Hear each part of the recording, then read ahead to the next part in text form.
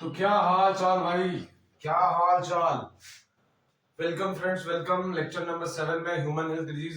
Welcome है आप सभी का। Good morning, good morning, good morning बच्चे, गुड मॉर्निंग, गुड मॉर्निंग सब जो भी वीडियोस को देख रहे हैं, सब आप सभी को गुड मॉर्निंग। जय सिया राम। है ना बच्चे, अपन लोग लास्ट क्लास में क्या पढ़ रहे थे बच्चे?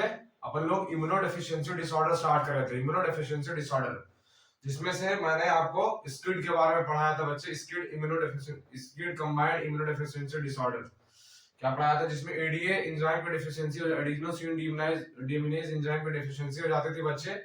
और उसकी वजह से क्या होता था, क्या होता था? लास्ट में रिवाइज करके आए हो कि नहीं आप सब?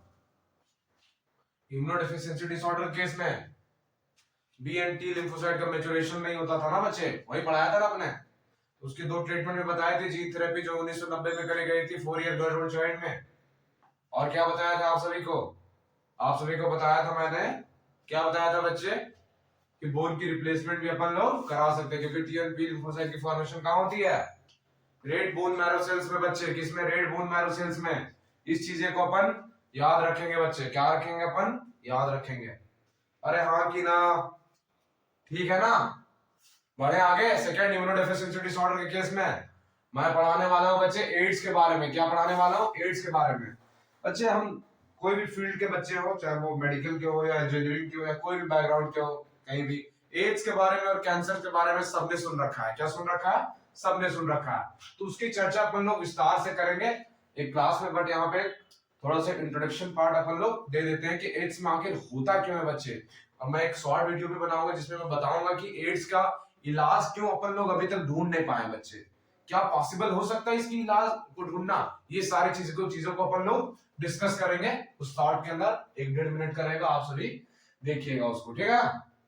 अरे बॉयज सब जाग जाओ, बॉयज सब जाग जाओ, बोर्ड की तरफ ध्यान दो। मैं जब पढ़ा रहा हूं बोर्ड की तरफ मुंडी होनी चाहिए, है ना चुन्नू? समझ में आया? चलिए आइए एड्स के बारे में बच्चे, ठीक है ना? एड्स की फुल फॉर्म क्या होती है बच्चे? Acquired immunodeficiency syndrome. बेटे अपन लोग क्या है कि अगर इसकी फुल फॉर्म को गौर से देखें तो अक्वायर्ड, ये एक ऐसा बीमारी है बच्चे जिसे लाइफ टाइम में अक्वायर करा गया। इसमें लाइफ टाइम में अक्वायर करा हुआ, यानी कि आफ्टर बर्थ आता है बच्चे। बिफोर बर्थ भी हो सकता है, बिफोर बर्थ भी हो सकता है, बट ये क्या अक्वायर्ड लाइफ टाइम में करा हुआ जनरली। इम्यूनोडेफिशिएंसी, यहाँ पे इस डिजीज में क्या होता है बच्चे? इम्यून सिस्टम की डेफिशिएंसी हो जाती है, यानी कि इम्यून सिस्टम अपना वीक हो जाता है बच्चे। इम्यून सिस्टम वीक हो जाता है बच्चे। सिंड्रोम, यहाँ पे क्या है? एक सिम्टम नहीं नजर आएंगे, यहाँ पे ग्रुप ऑफ सिम्टम। मैंने बताया था सिंड्रोम और डिजीज में क्या फर्क है। ग्रुप ऑफ सिम्टम्स नजर आएंगे, ग्रुप ऑफ सिम्टम्स। अगर इसकी फुल फॉर्म को अपन लोग बच्चे देखेंगे कि अक्वायर्ड इम्यूनोडेफिशिएंसी सिंड्रोम, यानी कि एक ऐसा सिंड्रोम है जो लाइफ टाइम में अक्वायर करी गई है बच्चे। क्या लाइफ टाइम के अंदर अक्वायर करी गई है। हमारा इम्यून सिस्टम इसमें क्या हो जाता है बच्चे? वीक हो जाता है। यहाँ पे अलग अलग तरह के सिम्टम हो जाते हैं, अलग अलग पैथोजन हमारे बॉडी के अंदर अटैक करते हैं और हमें अल्टीमेटली क्या हो जाता है? कुछ समय के बाद डेथ हो जाता है बच्चे। बेसिकली बच्चे इस डिजीज में होता क्या है? एक वायरस होता है जिसका नाम है बच्चे HIV वायरस। क्या नाम है बच्चे? HIV virus. HIV का फुल फॉर्म होता है बच्चे ह्यूमन इम्यूनो डेफिशिएंसी वायरस बच्चे। क्या वायरस? नाम से लग रहा है बच्चे एक ऐसा वायरस है जो ह्यूमंस के अंदर होगा और वो क्या करेगा बच्चे? इम्यूनो डेफिशिएंसी, यानी कि इम्यून सिस्टम की डेफिशिएंसी करा देगा, यानी कि इम्यून सिस्टम को अपना वीक करा देगा बच्चे, है ना? ये एचआईवी वायरस क्या करता है कि बहुत सारे टी लिम्फोसाइट, क्या है 3-4 बताया था ना मैंने, T helper, T killers, T suppressor, T memory. तो इसमें से क्या मेन जो होता है, मेन जो अपना एंटीबॉडीज का अपना प्रोडक्शन का काम कौन सा करता है इम्यून सिस्टम के में? T helper cells. ये क्या करता है बच्चे? HIV virus T helper cells पे जाके अटैक करता है और फिर टी हेल्पर सेल्स को क्या करता है? धीरे धीरे जाके डिस्ट्रॉय कर देता है जी। क्या करता है? डिस्ट्रॉय कर देता है। उससे क्या होता है बच्चे? नंबर ऑफ टी हेल्पर्स क्या हो जाते हैं? डिक्रीज होने लगते हैं। नंबर ऑफ टी हेल्पर्स क्या हो जाता है बच्चे? डिक्रीज हो जाता है। अगर एक रफली डेटा की बात करें जो साइंटिस्ट लोगों ने दी है, वो क्या है कि नॉर्मली हमारे बॉडी के अंदर 900 into 10⁶ पर लीटर, अगर अपन लोग चेक करें तो उसमें इतना टी हेल्पर्स पाया जाता है, जो कि घट के कितना हो जाता है? 200 into 10, मतलब 4-5 गुने क्या हो जाते हैं? नंबर ऑफ टी हेल्पर्स घट जाती है बच्चे। इस वजह से 4-5 गुना इम्यून सिस्टम कम हो जा रहा है अपना, मतलब अपना बॉडी कितना वीक हो जाएगा। कोई भी पैथोजन भाई, कोई भी पैथोजन आ जाएगा, खांसी की कोई पैथोजन है, कोई रीनो वायरस है, कॉमन कोल्ड का है, कोई भी टाइफाइड का, अलग अलग तरह की बीमारी हम लोगों को हो जाएगी। तो बच्चे एड्स में क्या है कि अपन लोग अलग अलग बीमारी से सफर होके मर जाते हैं, पर्टिकुलरली कोई एक स्पेशल केस नहीं है कि अपन लोग यही बीमारी से मरेंगे। एड्स में अलग अलग तरह की बीमारी हो जाती है, अल्टीमेटली क्या हो जाती है बच्चे, पेशेंट की क्या हो जाएगी, अरे डेथ यार, अरे हाँ ना बोल भाई, समझ आया। नेक्स्ट मूव करें अपन, चलिए बच्चे, दो ही डिसऑर्डर पढ़ने थे इम्यूनोडेफिशिएंसी के केस में, क्या दो ही डिसऑर्डर पढ़ने, आगे पढ़ेंगे अपन लोग जेनेटिक डिसऑर्डर के बारे में, फिर अपन लोग नॉर्मल जो बैक्टीरियल वायरल है, फिर एड्स, कैंसर और फिर ड्रग एंड अल्कोहल अब्यूज के बारे में पढ़ेंगे। इस चैप्टर अपना फिर एंड होगा। 7वां लेक्चर है ये अपना, 7 लेक्चर हो सकता है और लगे बच्चे, पूरी नीट की पढ़ा रहा हूं, एक भी क्वेश्चन बाहर नहीं जाएगा। आप अच्छे मॉड्यूल्स को भी उठा के देख लीजिए, कोई भी कोचिंग के मटेरियल उठा के देख सकते हैं आप, ठीक है ना। इम्यूनोथेरेपी, यानी कि अपन लोगों ने सुना होगा कैंसर में क्या, कीमोथेरेपी, रेडियोथेरेपी, इम्यूनोथेरेपी। तो इम्यूनोथेरेपी क्या है बच्चे, इम्यूनोथेरेपी एक ऐसा मेथड है बच्चे जिससे अपन लोग इम्यून सिस्टम को या तो बूस्ट कर सकते हैं या इम्यून सिस्टम को कम कर सकते हैं। क्या कर सकते हैं, इम्यून सिस्टम को अपन बूस्ट कर सकते हैं या फिर इम्यून सिस्टम को अपन कम कर सकते हैं। जैसे इसमें क्या, पोटेंशियल थेरेपी, इम्यूनोपोटेंशिएशन थेरेपी, नाम से लग रहा है कि ये क्या किया जाएगा, इम्यून सिस्टम को बढ़ाएगा। क्या करेगा, इम्यून सिस्टम की एक्टिविटी को, इम्यून सिस्टम की एक्टिविटी को बढ़ाएगा। इम्यूनोसप्रेसिव क्या करेगा, इम्यून सिस्टम की एक्टिविटी को घटाएगा बच्चे, इम्यून सिस्टम की एक्टिविटी को घटाएगा। अगर एग्जांपल की बात करें बच्चे, इसमें तो मोस्ट इंपॉर्टेंट आप सभी याद रखिएगा, माइक्रोब्स वाले चैप्टर में भी, और हर बार एक साल छोड़ के नेट में पूछा ही जाता है। साइक्लोस्पोरिन ने क्या करता है, इम्यूनोसप्रेसिव एजेंट होता है, जो कि ऑर्गन ट्रांसप्लांटेशन में यूज होता है। किसमें यूज होता है बच्चे, ऑर्गन ट्रांसप्लांटेशन के अंदर यूज करते हैं अपन, है ना। अरे हाँ की ना, अरे हाँ की ना, चलिए ठीक है बच्चे। और दूसरा, कुछ स्टेरॉइड्स का इस्तेमाल किया जाता है बच्चे, कुछ पर्टिकुलर स्टेरॉइड्स का नाम नहीं है यहाँ, बट कुछ स्टेरॉइड अपन लोग इस्तेमाल करते हैं अलग अलग कंपनीज के, राइट। तो समझ में आया, अरे बोल दे भाई, बोल दे, अगर आया तभी अपन आगे बढ़ेंगे, कोई हड़बड़ी अपने को नहीं है ना। चल बच्चे ठीक है, जेनेटिक डिसऑर्डर्स के बारे में पढ़ेंगे बच्चे। ये एक ऐसी इस तरह के डिसऑर्डर होते हैं जो कहां से होगी, जीन की मॉडिफिकेशन से होगी बच्चे। हो सकता है हमारा जीन क्या हो गया हो, म्यूटेट हो गया हो, तो उसकी वजह से जो डिसऑर्डर आएगी बच्चे, उसे कहेंगे अपन लोग जेनेटिक डिसऑर्डर बच्चे। क्या कहेंगे, जेनेटिक डिसऑर्डर। ये लाइफ टाइम यहाँ पर अपन क्या कि नॉर्मल जो पैथोजन काज करते हैं वो डिसऑर्डर नहीं है, ये अलग केस की बीमारी है, ये अलग केस की बीमारी है। अरे हाँ की ना, अरे हाँ की ना, सब सोए हो क्या सुबह सुबह, अरे देख ले भाई इधर, ठीक है ना।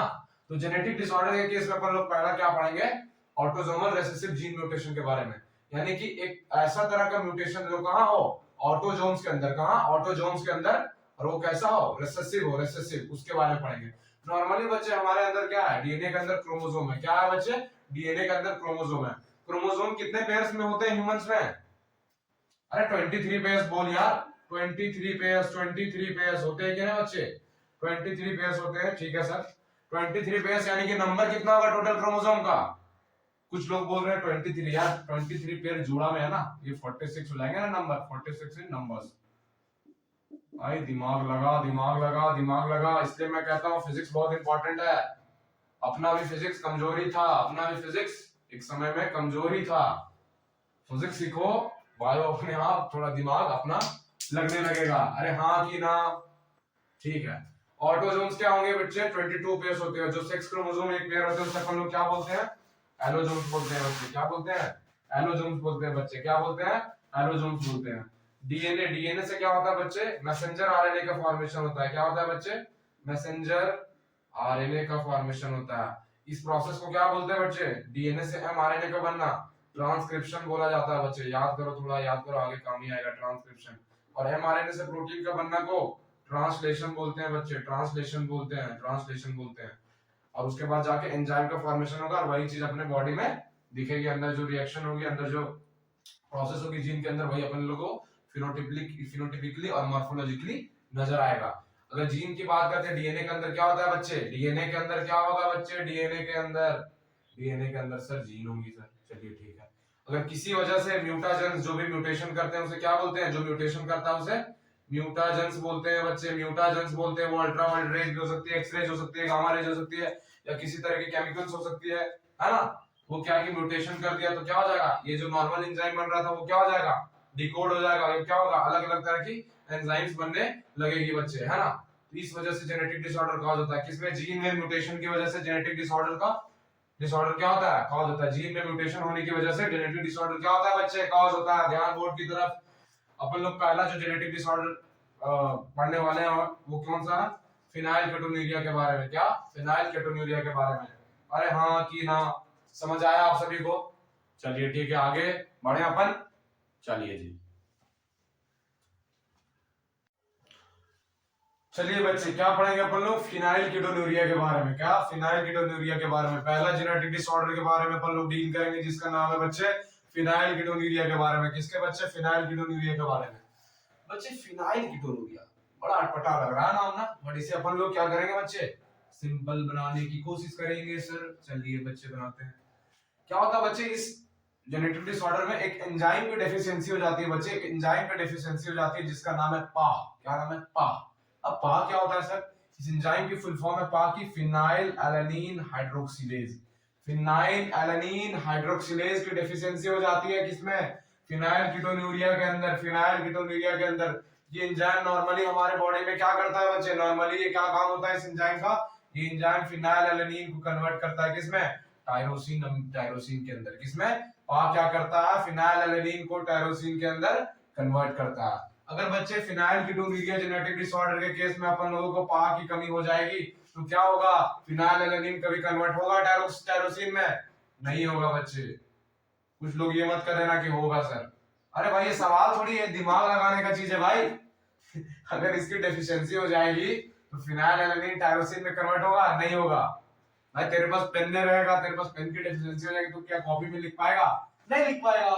उसी तरह फिनाइल एलानिन हाइड्रोक्सिलेज की डेफिशिएंसी हो जाएगी तो टायरोसिन में कन्वर्ट होगा? नॉर्मली नहीं होगा। क्या होता है? नॉर्मली होता है। नॉर्मली हमारे बॉडी के अंदर। बॉडी के अंदर तो क्या होगा? धीरे धीरे फिनाइल एलानिन का क्या हो जाएगा?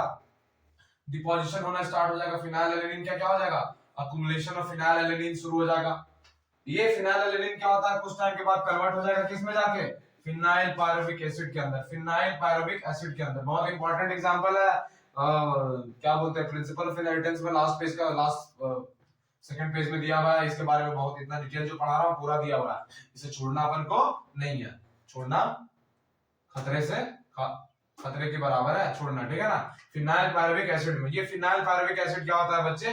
धीरे धीरे जाके इंक्रीज हो जाता है इसका अमाउंट। धीरे धीरे जाके इंक्रीज हो जाता है अमाउंट। फिनाइल पायरुविक एसिड हमारे ब्लड वगैरह में भी आ जाता है। किसमें? ब्लड वगैरह में भी आना स्टार्ट हो जाता है। और मुख्य कारण इसका क्या है बच्चे? ये धीरे धीरे फिनाइल पायरुविक एसिड क्या होता है? डिपॉजिट होना स्टार्ट हो जाता है ब्रेन और किडनी के अंदर। किसमें? ब्रेन और किडनी के अंदर। अगर ये फिनाइल पायरुविक एसिड को ऐसा केमिकल हमारे ब्रेन के अंदर आ जाएगा तो क्या होगा? अपन लोग मेंटली रिटार्ड हो जाएंगे, पागल हो जाएंगे। क्या हो जाएंगे बच्चे? पागल हो जाएंगे। क्या हो जाएंगे? पागल हो जाएंगे। तो क्या हो जाता है? मेंटल रिटार्डेशन हो जाता है पेशेंट को। अगर ये किडनी में आ जाता है बच्चे तो किडनी में क्या होता है? इस केमिकल का जो है फिनाइल केमिकल का क्या हो जाता है? इसका रीअब्जॉर्प्शन प्रॉपर नहीं हो पाता। जो साथ में क्या होता है? यूरिन के साथ बाहर निकलता है। जैसे हमने पढ़ाया था कि डायबिटीज के पेशेंट में क्या होता है? ग्लूकोज बाहर निकलता है ना, ग्लाइकोसूरिया जिसको बोलते थे अपन लोग, ग्लूकोज इन यूरिन। उसी तरह क्या होता है बच्चे? किडनी इसका रीअब्जॉर्प्शन नहीं कर पाता है। तो किडनी रीअब्जॉर्प्शन नहीं कर पाता तो क्या होता है? यूरिन के साथ ये क्या हो जाएगा? एक्सक्रीट हो जाएगा बच्चे। क्या हो जाएगा? एक्सक्रीट हो जाएगा, है ना बच्चे? तो ये है पूरा किसके बारे में। और उस डिजीज को क्या बोलेंगे बच्चे अपन लोग? Phenyl ketonuria. क्या बोलेंगे? Phenyl ketonuria. तो फिनाइल कीटोन्यूरिया में क्या होता है? कि एंजाइम का डेफिशिएंसी हो जाता है जिसका नाम है फिनाइल एलानिन हाइड्रोक्सिलेज। ये क्या करता है? पा का डेफिशिएंसी होने की वजह से फिनाइल एलानिन टायरोसिन में कन्वर्ट नहीं हो पाता, जिसकी वजह से ये क्या होता है? लास्ट में जाके ब्रेन और किडनी में जाके डिपॉजिट होना स्टार्ट हो जाता है। ब्लड में भी जाता है, ब्रेन में जाके मेंटल रिटेंशन कर देता है और किडनी से इसका पुअर एब्जॉर्प्शन होता है। ये यूरिन के साथ बाहर आता है और इस डिजीज को क्या बोलते हैं बच्चे को लोग? फिनाइल कीटोन्यूरिया बोलते हैं। क्या बोलते हैं बच्चे?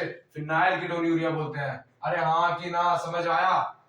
अरे हाँ ना बोल भाई, हाँ ना बोल। दिमाग को अपन लोग चालू रखेंगे, दिमाग को अपन चालू रखेंगे, है ना भाई? चलिए ठीक है भाई।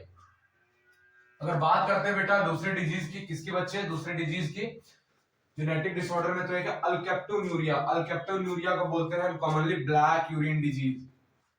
नाम से ही लग रहा है ना, ब्लैक यूरिन। यानी कि जब अपन लोग यूरिनेशन करेंगे तो ये कैसे कलर का हो जाएगा? नॉर्मली यूरिन तो क्या होता है? हल्का एलोइश होता है, हल्का लाइट फील कर सकते हैं अपन लोग। तो क्या हो जाता है, ब्लैक यूरिन। अपना यूरिन किस कलर का नजर आता है, ब्लैक यूरिन। अब सर ये क्या बात होगी, ब्लैक यूरिन, पहली बार नाम अपन लोग सुन रहे हैं। क्या सुन रहे हैं, पहली बार अपन लोग नाम सुन रहे हैं इसके अंदर। अल्कैप्टोन्यूरिया में भी क्या होता है बच्चे, एक एंजाइम की डेफिशिएंसी हो जाएगी बच्चे, किसकी, एक एंजाइम की डेफिशिएंसी हो जाती है। इस एंजाइम का नाम है बच्चे HAO, homogenetic acid oxidase. Homogenetic acid oxidase, मैंने बोला था ना बायो क्या है, टर्मिनोलॉजी का खेल है बेटा। बायो क्या है, टर्मिनोलॉजी का खेल है बच्चे। बायो क्या है, टर्मिनोलॉजी का खेल है। तो होमोजेनेटिक एसिड ऑक्सीडेज की डेफिशिएंसी की वजह से क्या होता है, ये मलायो एसिटिक एसीटेट में कन्वर्ट नहीं हो पाता है। मलायो एसिटिक, ये याद नहीं रखना अपने को, मैं बता दे रहा हूँ सिर्फ किसकी डेफिशिएंसी होती है, इस चीज को याद रखना है अपने को, ठीक है। धीरे धीरे क्या होगा, डेफिशिएंसी हो जाएगी तो HAO की क्या हो जाएगी, एक्युमुलेशन हो जाएगी। ये कहां कहां जाएगा बच्चे, अपने जॉइंट्स में जाएगा, टिश्यू में जाएगा, उसे क्या करेगा, नुकसान पहुंचाएगा, यानी कि डैमेज करेगा।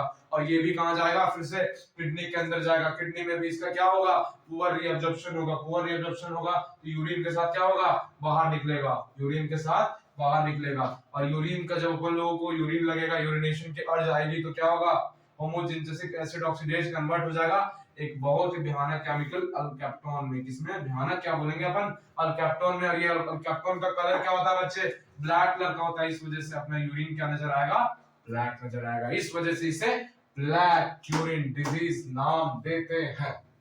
अरे आया भाई, आया समझ में। अरे फास्ट तो नहीं है अपन, फास्ट तो नहीं है अपन। अपन क्या आहिस्ता आहिस्ता, धीमे धीमे धीमे चलेंगे। क्या चलेंगे, धीमे धीमे चलेंगे। अरे हाँ की ना, अरे हाँ की ना, ठीक है ना बच्चे। तीसरी डिजीज अपन लोग डिस्कस करने वाले हैं, एल्बिनिज्म। एल्बिनिज्म क्या होता है बच्चे, पूरा बॉडी ही गोरा नजर आएगा, पूरा बॉडी ही गोरा नजर आएगा, जिसमें मेलानिन वगैरह के पिगमेंट की फॉर्मेशन नहीं होगी। इस चीज को डिस्कस करेंगे, नोट कर लीजिएगा। अपन लोग नेक्स्ट पार्ट की ओर मूव करते हैं, है ना बच्चे। चलिए ठीक है, चलिए बच्चे क्या तीसरा डिस्कस करने वाले हैं, जेनेटिक डिसऑर्डर के केस में एल्बिनिज्म के बारे में। एल्बिनिज्म यानी कि आप लोगों ने उस पर्सन को देखा होगा जिसका हेयर भी क्या है, व्हाइट है, स्किन भी व्हाइट है, आईब्रोज के पास जो हेयर है वो भी व्हाइट है। यानी कि उसमें क्या होता है बच्चे, मेलानिन पिगमेंट की डेफिशिएंसी हो जाती है। हमारे बॉडी को कौन कलर प्रोवाइड करता है बच्चे, मेलानिन पिगमेंट प्रोवाइड करता है जी। कौन करता है, मेलानिन पिगमेंट प्रोवाइड करता है ना बच्चे। तो एल्बिनिज्म में होता क्या, एक एंजाइम की यहाँ पे डेफिशिएंसी होगी।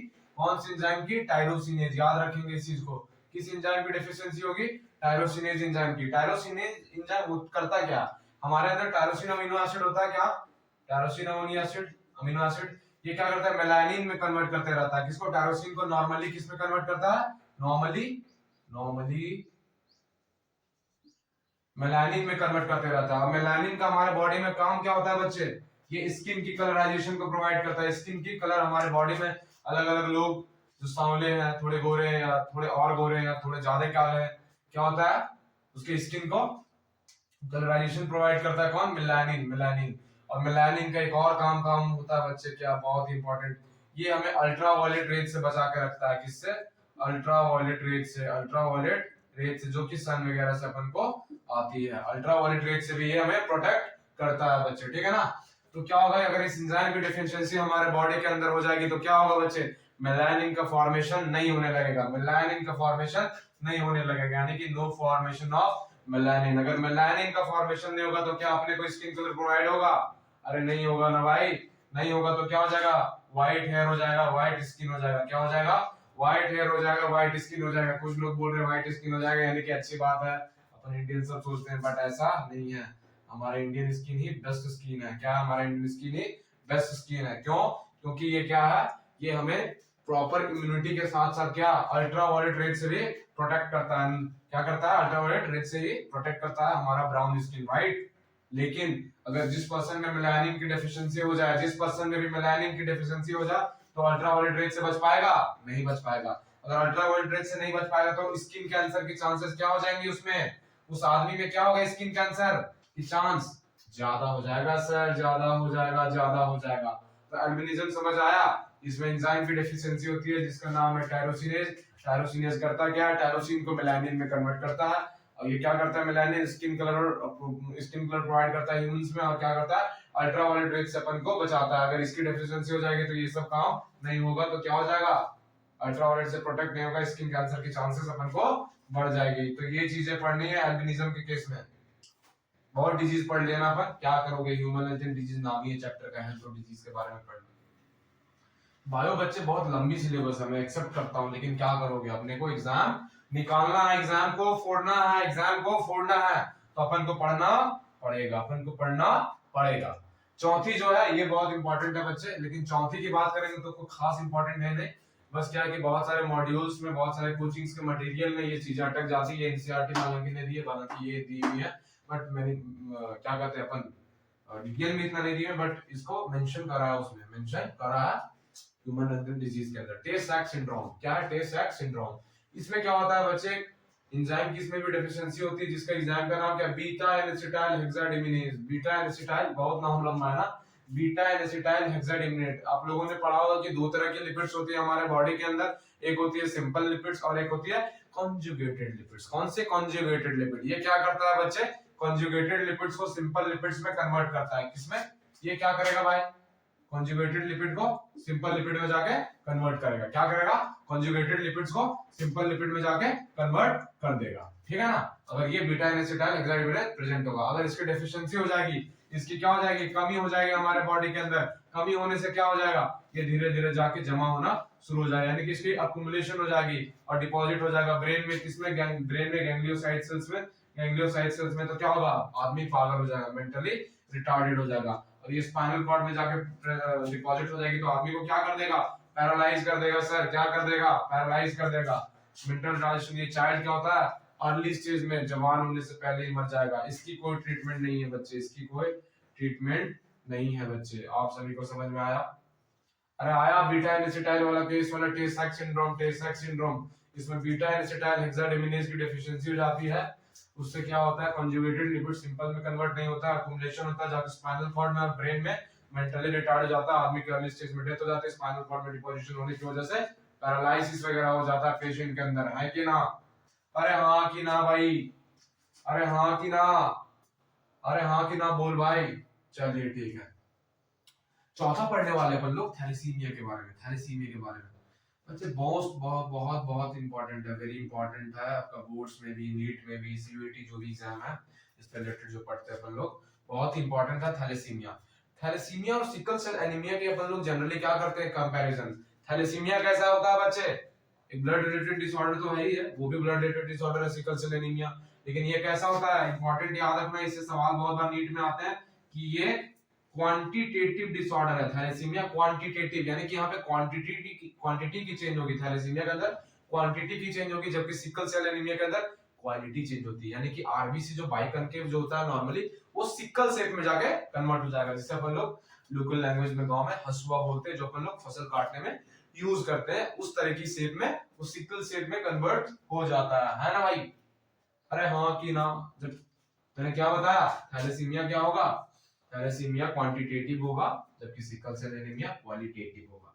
अरे क्वालिटी में चेंज क्या हो रहा है, बाइकनकेव सिकल सेल में, यानी कि क्वालिटी चेंज हो रहा है, जबकि थैलेसीमिया के अंदर क्या होगा, क्वांटिटी कम बनेगा हीमोग्लोबिन, या फिर कम बनेगा, ये ज्यादा बन सकता है, जनरली कम ही बनता है, लेकिन कम बनेगा, क्वांटिटी में चेंज, या तो ज्यादा या तो कम।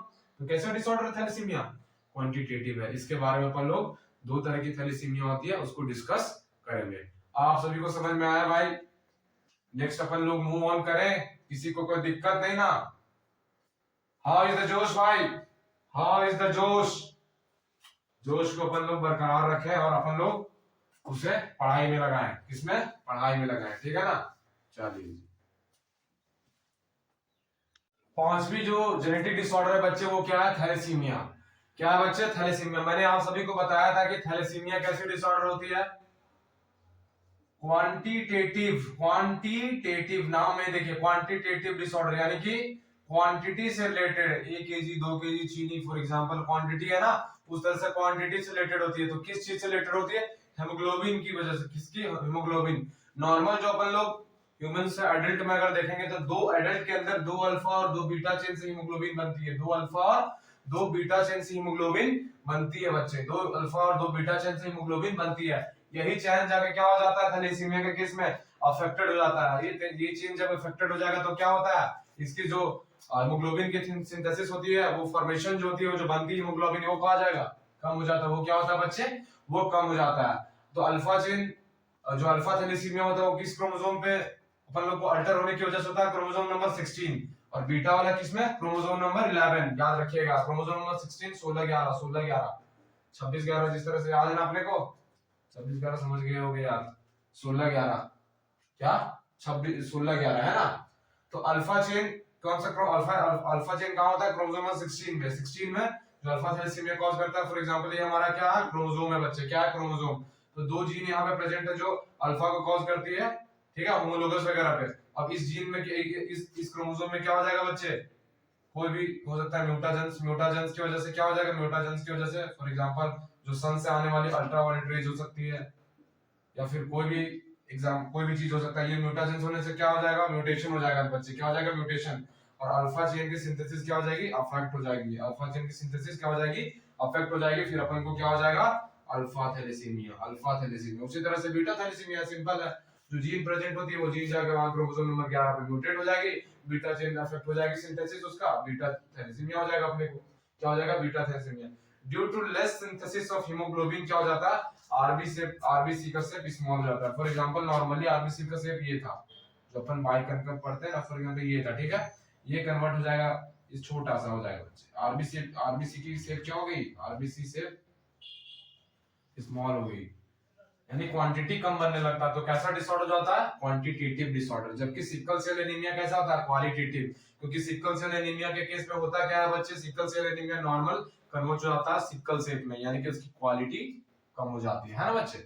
अब अपन लोग नेक्स्ट डिस्कस करने वाले हैं एक्स लिंक्ड रिसेसिव डिसऑर्डर के बारे में। उसमें दो पढ़ेंगे, पहला पढ़ेंगे अपन लोग ग्लूकोज 6 फॉस्फेट डिहाइड्रोजिनेज वाले के बारे में, और दूसरा पढ़ेंगे डुचेन मस्कुलर डिस्ट्रोफी। हालांकि वो जॉइंट्स वाले चैप्टर में यहाँ बता रहा हूँ, वहां ज्यादा डिटेल में नहीं बताऊंगा, वहां ज्यादा डिटेल में अपन नहीं बताएंगे, रिवाइज करके अपन निकल जाएंगे। अरे हाँ की ना भाई, अरे हाँ की ना, हाँ की ना, ठीक है ना।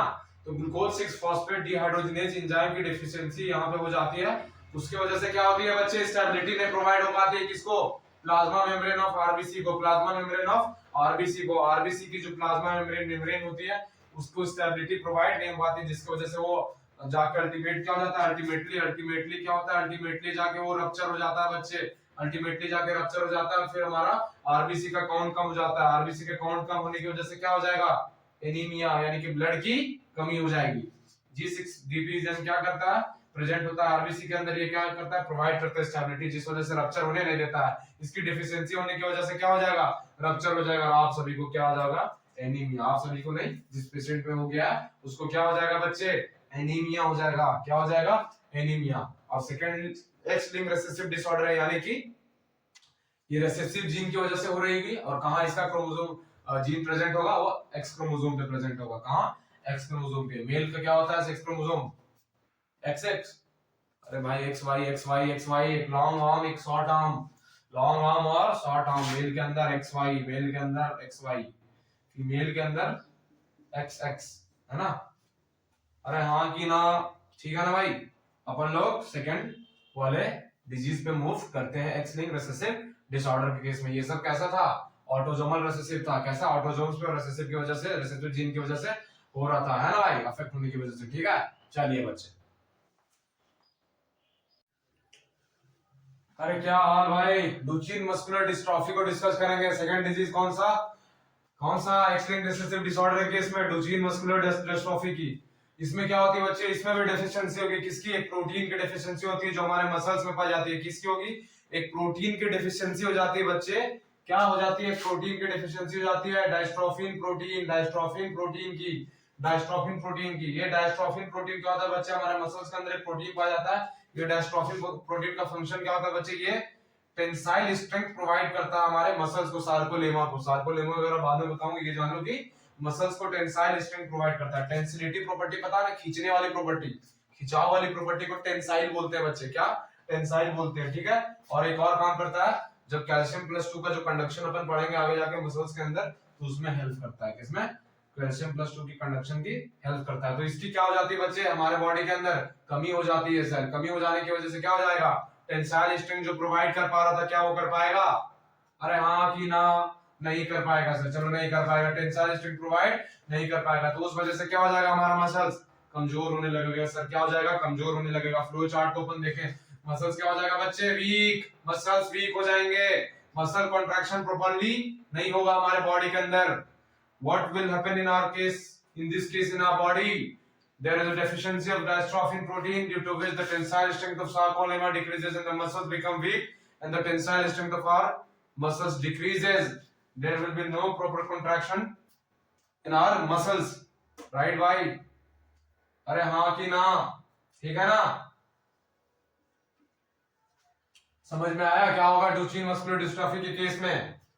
चलिए बच्चे, अब अपन लोग ये एक्स लिंक्ड रिसेसिव डिसऑर्डर 2 ही था, खत्म होता है। अपन लोग पढ़ने वाले हैं बच्चे क्रोमोसोमल डिसऑर्डर के केस में। ये एक ऐसा डिसऑर्डर है जो क्रोमोसोम के अल्टर वगैरह होने से होता है। क्या क्रोमोसोम के अल्टर, या तो एक क्रोमोसोम बढ़ जाएगा या एक क्रोमोसोम कम हो जाएगा या कुछ कुछ क्रोमोसोम के अंदर ही होगा यहाँ पे डिसऑर्डर में, ठीक है ना बच्चे? तो अपन लोग क्या होता है, हम लोगों ने 2 टर्म के बारे में सुना होगा, एन्यूप्लॉइडी और पॉलीप्लॉइडी। एन्यूप्लॉइडी और पॉलीप्लॉइडी, एन्यूप्लॉइडी और पॉलीप्लॉइडी। पॉलीप्लॉइडी के केस में क्या होता है बच्चे, एक्स्ट्रा सेट आ जाता है क्रोमोसोम का। अगर फॉर एग्जांपल अगर मैं बात करता हूँ, ह्यूमंस के अंदर 2 सेट पाए जाते हैं, अगर हमारे अंदर 3 सेट हो जाता है तो ये किस तरह का केस हो गया बच्चे, पॉलीप्लॉइडी का केस हो गया। कैसा केस हो गया बच्चे, पॉलीप्लॉइडी का केस हो गया। पॉलीप्लॉइडी जनरली प्लांट्स में देखे जाते हैं बच्चे, किसमें, वीट वगैरह, मेज वगैरह, बहुत सारे प्लांट है, प्लांट्स वगैरह में ज्यादा देखे जाते हैं। ह्यूमंस में, ऑर्गेनिज्म में, एनिमल्स में बहुत कम चांसेस होते हैं बच्चे, ना के बराबर। ये अगर क्यों होता है, अपन लोग अगर देखेंगे सेल डिवीजन को, अपन लोग अगर बैक जाके देखें कि सेल डिवीजन जब अपन लोग पढ़ते हैं तो क्या पढ़ते हैं, 3-4 फेजेस के बारे में पढ़ते हैं ना, जिसमें एंड में क्या आता है, टेलोफेज, एनाफेज के बाद टेलोफेज, टेलोफेज के बाद क्या होता है, सेल्स आपस में डिवाइड करते हैं, जो अलग अलग क्रोमोसोम बनता है। तो अगर वो सेल डिवाइड ना करे तो क्या हो जाएगा, अपना एक्स्ट्रा सेल बच जाएगा। क्या हो जाता है उसमें, एक्स्ट्रा सेल बच जाता है। टेलोफेज के अंदर क्या होता है, कोई एक ये सेल था, इसके अंदर एक सेट प्रेजेंट था। क्या था, एक सेट क्रोमोसोम प्रेजेंट था, एक सेट क्रोमोसोम प्रेजेंट था, किसमें, टेलोफेज वाले केस में, टेलोफेज में। अब ये क्या होता है, फर्दर इसको डिवाइड करना पड़ता है। अगर डिवाइड करना पड़ता है, अगर डिवाइड ना करे तो क्या हो जाएगा, ये जाके डबल होता है ना, तो अगर ये सेल्स यहाँ से डिवाइड ना करे तो क्या हो जाएगा, इसके पास एक्स्ट्रा एक सेट प्रेजेंट हो जाएगा, एक्स्ट्रा 1 सेट आ जाएगा, एक्स्ट्रा 1 सेट आ जाएगा। ये फेलियर ऑफ टेलोफेज की वजह से क्या हो जाता है, due to failure of cytokinesis, cell ने डिवाइड करता है, उसके वजह से क्या हो जाएगा, पॉलीप्लॉइडी। क्या हो जाएगा, पॉलीप्लॉइडी। तो पॉलीप्लॉइडी समझ में आया क्यों होता है, पॉलीप्लॉइडी होता क्यों है ना।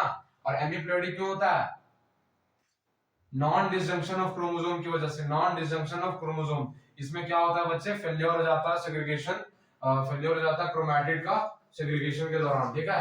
जब ट्रांसफर होता है तो एक ज्यादा या फिर एक कम ऐड हो जाएगा, जब उसमें सेट ही अलग हो जाएगा। एडिशन या फिर डिलीशन होता है। अगर आपका डिलीशन हो रहा है, यानी कि अगर 2 सेट से -1 हो जा रहा है क्रोमोसोम, 2n-1 तो क्या बोलते हैं उसे, मोनोजोमी। क्या बोलते हैं, मोनोजोमी। और एक 2n+1 हो जाएगा तो ट्राइजोमी। दोनों बहुत ही काम की चीज है, दोनों बहुत ही काम की चीज है। 2n-1 हो जाएगा तो मोनोजोमी और 2n+1 हो जाएगा तो ट्राइजोमी। ट्राइजोमी एक होता है बच्चे, नलीजोमी भी होता है, नलीजोमी आगे बताऊंगा। नलीजोमी याद रखिएगा, सिर्फ नलीजोमी से पढ़ाऊंगा, जहां पे जरूरत पड़ेगा तो नलीजोमी के बारे में अपन लोग डिस्कस भी करेंगे। अरे हाँ कि ना भाई, हाँ कि ना, अरे हाँ कि ना भाई, ठीक है ना, आप सभी को समझ में आया? अरे आया कि नहीं आया? अरे हाँ ना बोल दे, हाँ ना बोल दे। अच्छे से पढ़िए आप सब, एक एक चीज को रिवाइज करके रखिए। क्या करिए, एक एक चीज को रिवाइज करके अपन रखेंगे, है ना भाई? क्यों बॉयज, बढ़िया हाल चाल, सब बढ़िया? बॉयज पता नहीं क्या क्या सोचते रहते हैं, क्या क्या सोचते रहते हैं, ठीक है ना। चलिए बच्चे, आज की क्लास अपन यही ओवर करते हैं। नेक्स्ट क्लास में अपन लोग लेक्चर नंबर, अपन क्या था, ये लेक्चर नंबर 7 था बच्चे, लेक्चर नंबर 7 था। अपन लोग लेक्चर नंबर 8 में मिलेंगे। किसमें मिलेंगे बच्चे, 8 में अपन मिलेंगे। तब तक के लिए ओके, बाय।